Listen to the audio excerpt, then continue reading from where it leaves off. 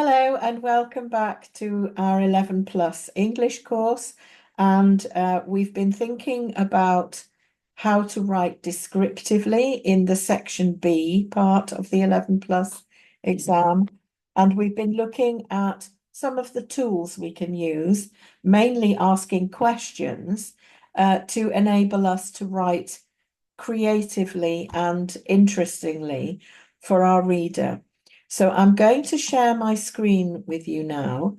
And what we're going to have a look at this time around is how we can use adjectives and adverbs to create atmosphere. So what we've got here is a girl called Gretchen looking out of a window at the view outside. And what we're going to look at is how we can create an atmosphere in that scene simply by using the adjectives and the adverbs that we would choose for a particular kind of mood. So in the first half of the exercise, we're going to look at how we would write a depressed or unhappy atmosphere. And in the other one, we're going to use the same text, but we're going to use adjectives and adverbs to create a happy atmosphere. So there are many different ways that we can do this. It's also worth bearing in mind before we start, always think about the verbs you're using. A good writer never just uses what I would call a neutral verb if they can use a vivid or dynamic verb. So instead of saying she looked out of the window, we have she stared. So staring is already creating some kind of sense of atmosphere because it's telling us that the character is looking very intently for a very long period of time. So there's an element of intensity in the feeling already in the verb. So let's think about our first task then. Our first task is to create a depressed kind of atmosphere. So we could use here the word sadly. Gretchen stared sadly out of the window. Now, what adjective could we use to make the window fit into an atmosphere of sadness? So one way of doing it would be to say that the window is dirty. Okay, so Gretchen stared sadly out of the dirty window. If we think of the word sadly, we could perhaps make it a bit more powerful than that by using a slightly more interesting word like helplessly or despairingly. So let's say we've decided that Gretchen stared despairingly out of the dirty window. So just by using an adverb here and an adjective there, we've created a sense of gloomy, depressed atmosphere. So keeping on with that, we could say the lifeless fields, the empty fields lay bare and abandoned, let's say. Okay. The what sunshine. If we want the atmosphere to be gloomy, then we don't want bright, lively, happy looking sunshine. We probably want a word like weak or feeble or watery. So something that is limiting the light. The weak, feeble or watery sunshine filtered through the clouds, and the lank leaves were like little corpses on the ground.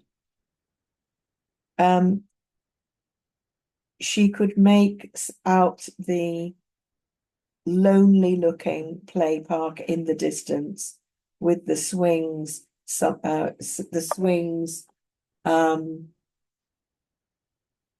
moping in the wind. So you get the idea that by using carefully chosen words, we can build a depressed atmosphere.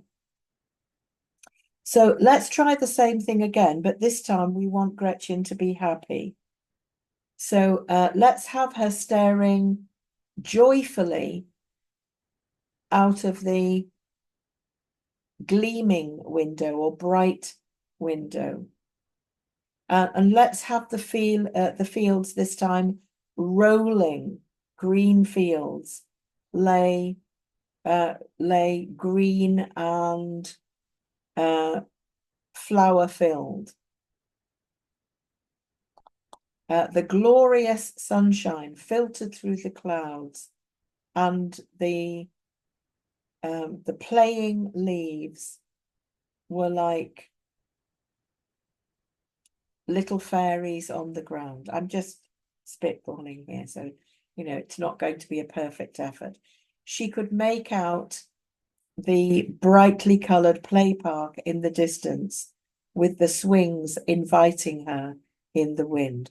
So you see how just by using different adjectives, verbs, and the occasional adverb, you can create a completely different atmosphere. So I'm going to put two sample answers side by side. And here you can see the difference. Gretchen stared despairingly out of the dirty window. The barren fields lay empty and bare. So you can see how it's already sounding very depressing. The pale sunshine filtered through the clouds, and the auburn leaves were like litter on the ground.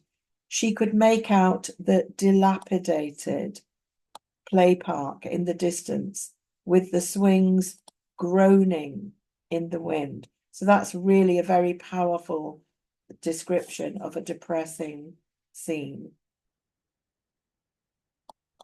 So let's look at the contrast if we want the same scene to be happy. Gretchen stared appreciatively out of the gleaming window. The rolling fields lay beautiful and still. The warm sunshine filtered through the clouds, and the spring leaves were like fairy dust on the ground. She could make out the delightful play park in the distance, with the swings swaying in the wind. There's a typo there, but it's meant to be distance. But you see the idea, how we can use words that are going to emphasize a particular mood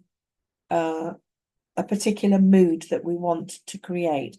So in the video about the five senses, I talked about what I call the upper level, the upper layer of a description. So the upper layer of the description is answering the five senses questions. What am I hearing? What am I seeing? What am I touching? What am I tasting? What am I smelling? Assuming there is something to taste, which very often there isn't. But in the upper layer of a description, we're asking ourselves the who, what, where, why questions. What am I seeing? What am I hearing? What am I touching? What am I tasting? What am I smelling?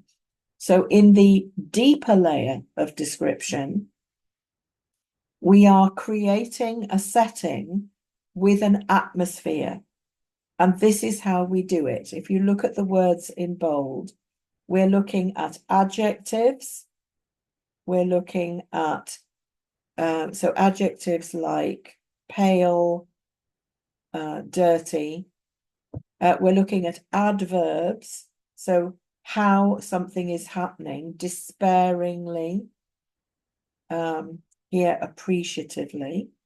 And we use colours to create atmosphere. So it's much easier to create a depressed atmosphere in an autumn or winter scene than in a summer scene. And we're also using vivid verbs. So the swings groaning in the wind, that's not just a vivid verb, it's actually a personification.